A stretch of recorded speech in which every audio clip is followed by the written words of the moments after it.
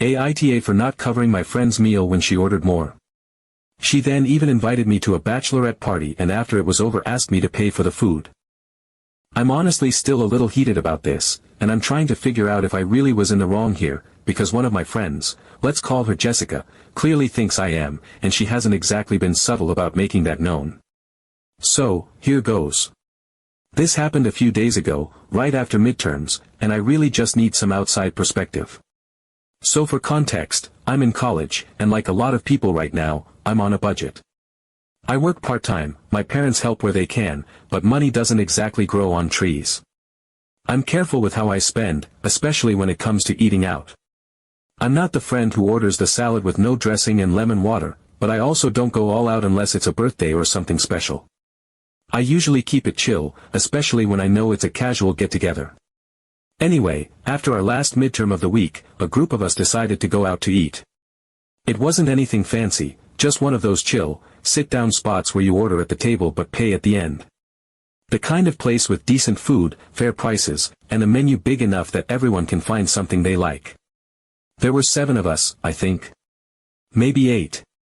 A mix of close friends and a few friends of friends, who sometimes join in when we hang out after class.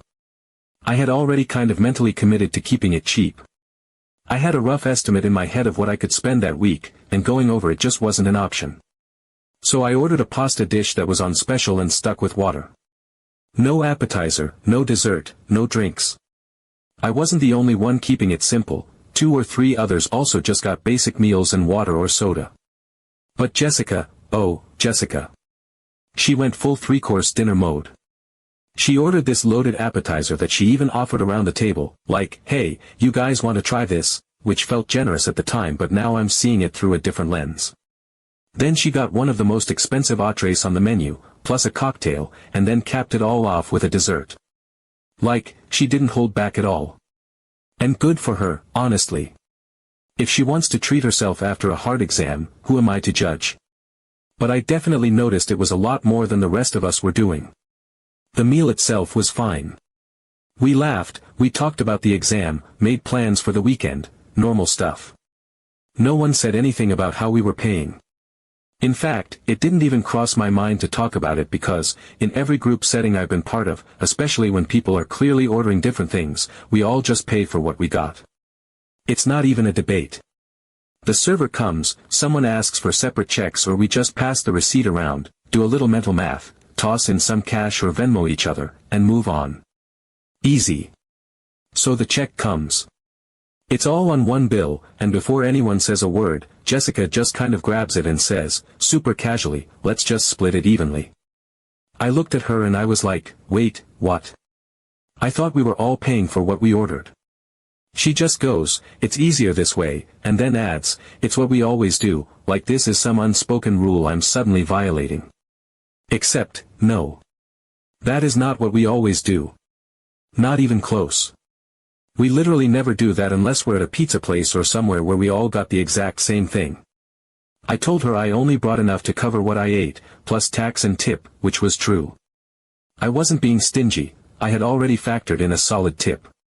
I just didn't budget to be paying for someone else's cocktail and dessert. Jessica gave me this look, like I had just kicked her puppy or something. Then she rolls her eyes and says, it's not that deep. You're being cheap over a few bucks. Except it wasn't a few bucks. I ran the numbers later out of curiosity, and if we had split it evenly, I would have paid almost double what my food cost. That's not a few bucks, that's a whole extra meal. And I'm sorry, but if you're going to go all out, you need to own that. Don't expect the rest of us to subsidize your feast. I stood my ground. I told her again I was just going to pay for what I ordered, and then I put down cash for my meal and tip. A few other friends kind of shrugged and went along with splitting it evenly, probably because they didn't want the drama, or maybe they just didn't care. It's their money, their choice. But I stuck to mine. Jessica didn't say much after that. She paid her share of the split check, and we all left. But since then, she's been super passive-aggressive. Like, cold shoulder, one-word replies, accidentally leaving me off of texts kind of passive. And the cherry on top. I found out she told one of our mutual friends that I embarrassed her in front of everyone and made her look greedy. Which, wow. I didn't raise my voice. I didn't insult her. I just calmly said I wasn't paying for what I didn't order. If anyone was making things awkward, it was her, trying to suddenly change the vibe and guilt people into paying more than they agreed to. But now, somehow, I'm the bad guy because I didn't want to fund her extra 3-course meal. I've been second-guessing myself since, because I genuinely didn't mean to cause a scene or make anyone uncomfortable. But I also don't think I should have to pay extra just to avoid awkwardness, especially when someone makes a last-minute decision like that without even checking in. So, am I the asshole here? Was I really being cheap, or was I just standing up for what I thought was fair?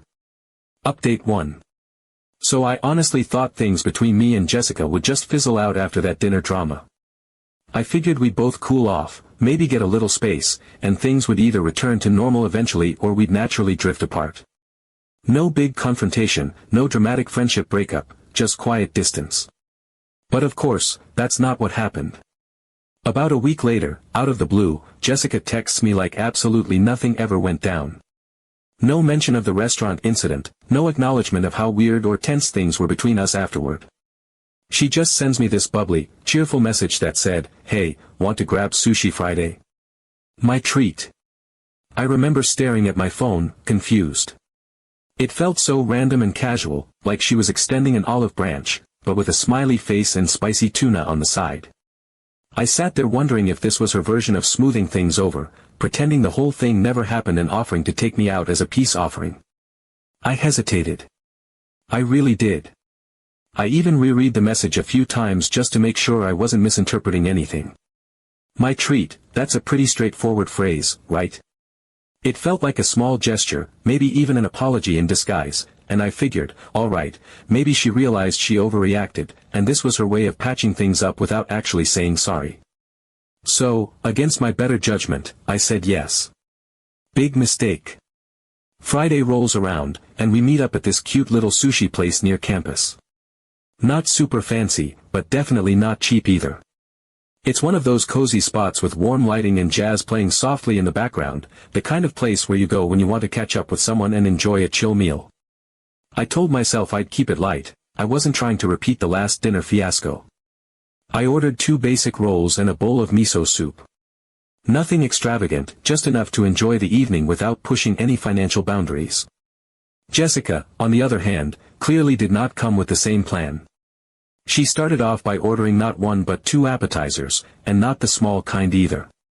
I watched as the waiter brought out these beautifully plated dishes that looked more at home in a 5-star restaurant.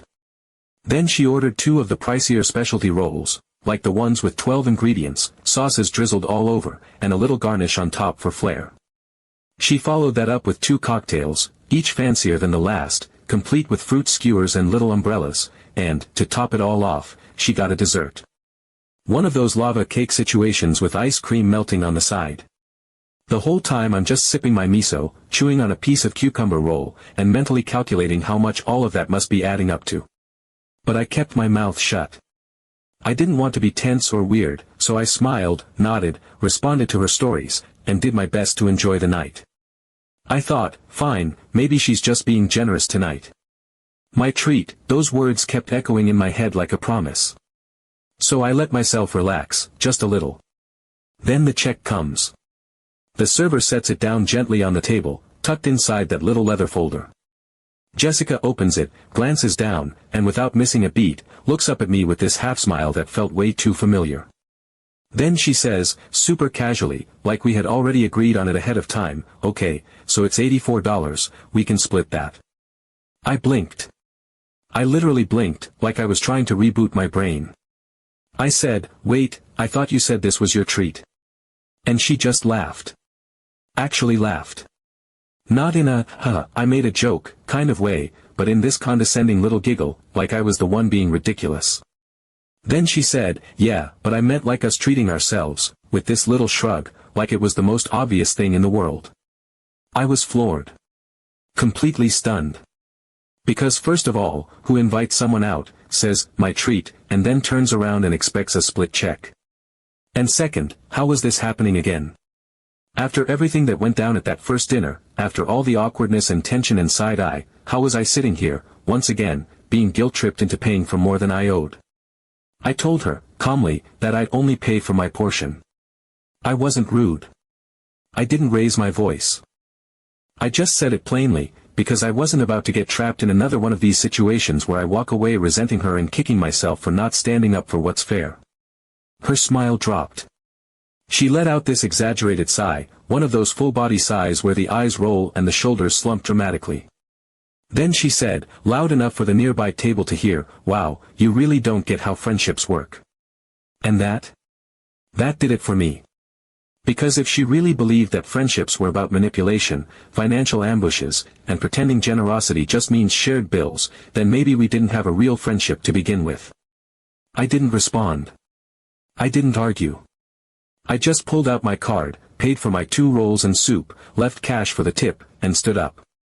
I paid what I owed and left feeling like I just walked into a trap, again. Update 2. A few days after what I now call Sushigate, I started getting these texts from Jessica again. This time, they had a warmer tone, softer than usual. It was like she was trying to press a reset button on the whole mess without directly addressing any of it. She sent a few messages throughout the day, little things like, "Hope your week's been better," and, "Let's not let dumb stuff mess with our friendship." Then, that evening, she sent the invite, a girls' night in, at her place. She said she was making pasta, had a bottle of wine ready, and wanted to just chill and reconnect like old times. She even ended it with, "Don't worry, no checks involved this time," complete with a laughing emoji, like we were both in on some harmless little joke. Despite everything that had happened, I was tempted. I mean, the first restaurant incident felt like a miscommunication, and the sushi thing, well, okay, that was a mess. But here she was now, inviting me over for what sounded like a casual, low-stakes hangout at her place. No restaurants. No bills. Just pasta, wine, and Netflix. I thought maybe, just this once, we could hit reset. I figured I'd play my part too. I picked up a small dessert from this bakery near my apartment, nothing fancy, just a box of cookies I thought we could nibble on while watching TV. It felt like a nice gesture, especially since she was cooking. So I showed up that night with the cookies and a tiny bit of optimism. Her place was cozy, candles were lit, some indie playlist was humming in the background, and she'd actually gone all out with the pasta. She had a salad, garlic bread, and even put the wine in actual glasses instead of mugs like she usually does when we hang out. I started to let my guard down. It genuinely felt like one of those laid-back, no-pressure nights we used to have before all the weird money drama started creeping into everything. We spent a few hours eating, drinking, watching Netflix, and gossiping about people from our classes. It was familiar and easy, and for a moment, I thought we were genuinely reconnecting. I even thought I'd been too harsh, maybe she really had just had a few off days. Maybe we were moving past all the awkwardness. She didn't bring up sushi, the restaurant, the split checks, none of it. I thought that was a good sign. I was wrong. As the night wound down, I started gathering my things. I thanked her for the dinner and said I'd get going since I had class early the next morning. I was putting on my coat and reaching for my bag when she casually, so casually, drops a line that stopped me in my tracks. She said, "Oh, by the way, can you Venmo me $25 for the groceries and wine?" I literally laughed. I actually laughed out loud, because I thought she was kidding. It had to be a joke, right? After all the emphasis she put on this being a chill, no-stress hangout, after that line about, no checks involved, after inviting me over, how could this be anything but sarcasm? Except she wasn't joking. She looked completely serious. Like, not just serious, mildly annoyed that I hadn't already offered. I blinked at her, still half smiling because I was trying to figure out if this was some kind of weird, late-night prank. But no. She just stood there waiting, like her request was the most normal thing in the world. I told her, calmly, that she invited me over, said it was her treat, and that I even brought dessert. She crossed her arms and replied that hosting and cooking isn't free, and that it's just common courtesy to help cover the cost. She said, word for word, that she cooked and hosted, and asked if I thought that was free.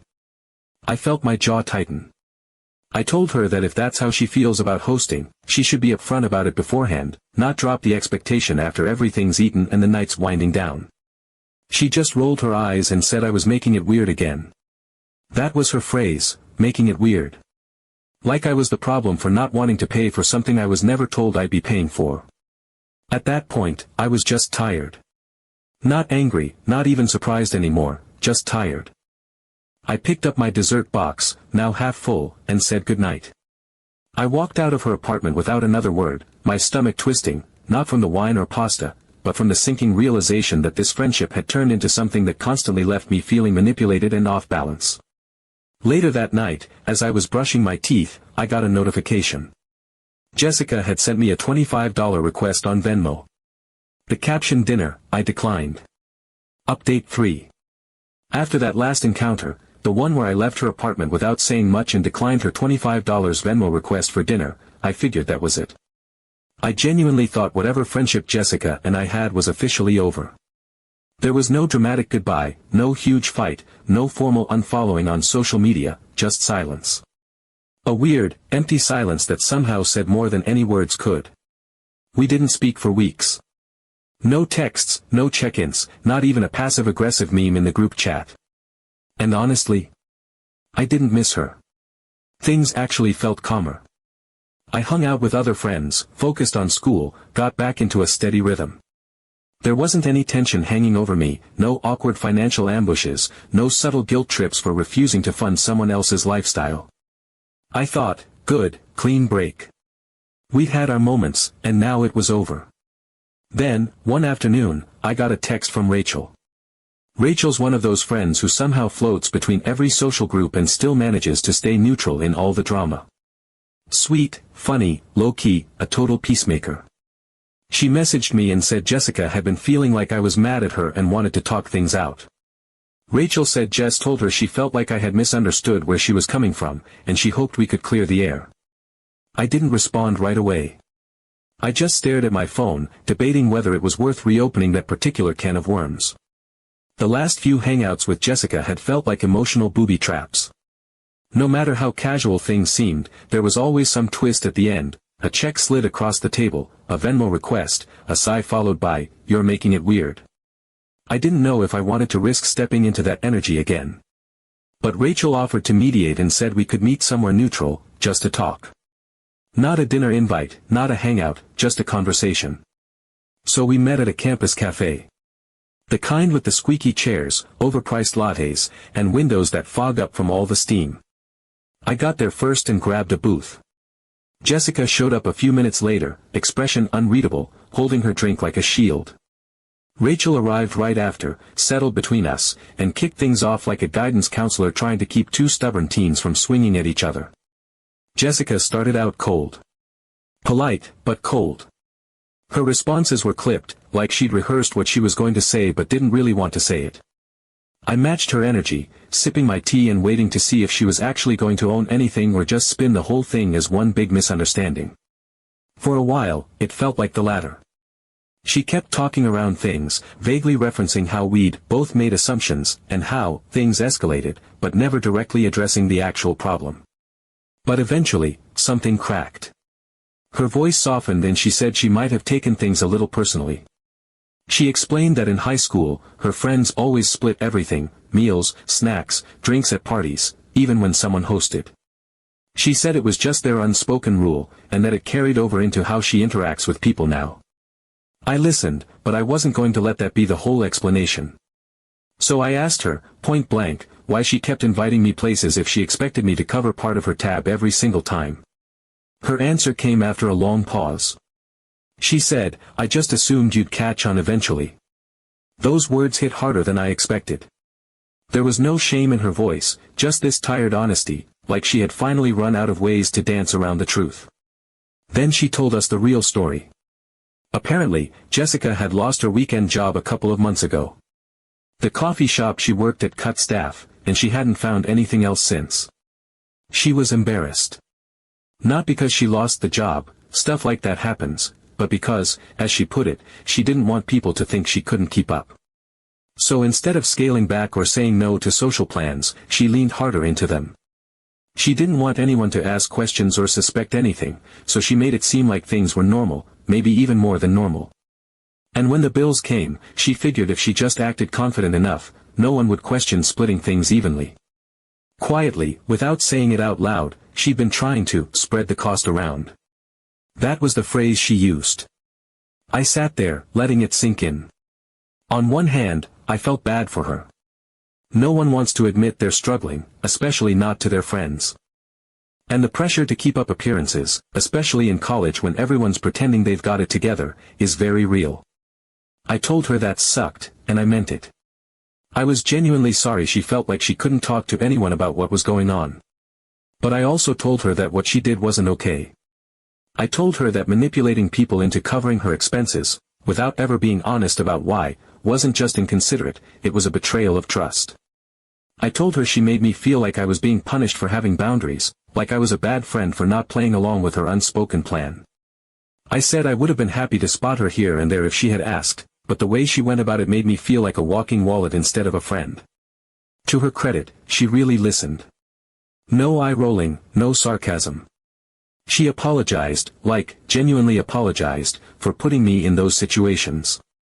She said she understood now why I was upset and that she'd stop inviting people out unless she could actually afford it. She admitted she needed to start being more upfront about her financial limits and stop assuming everyone else could pick up the slack. We didn't hug it out. There were no tears or I love yous. But something settled. A quiet understanding. Rachel, bless her, managed to get us both to crack a small smile before we parted ways. Since then, Jessica and I haven't hung out one-on-one. And I'm okay with that. Things are civil, we'll say hi in passing, send the occasional meme in the group chat, but the days of surprise bills and awkward tension are over. I've drawn my lines, and she seems to respect that now. I don't know if we'll ever be close again, and I'm not really trying to force it. What matters is that I got clarity, I got closure, and I got my boundaries back in place.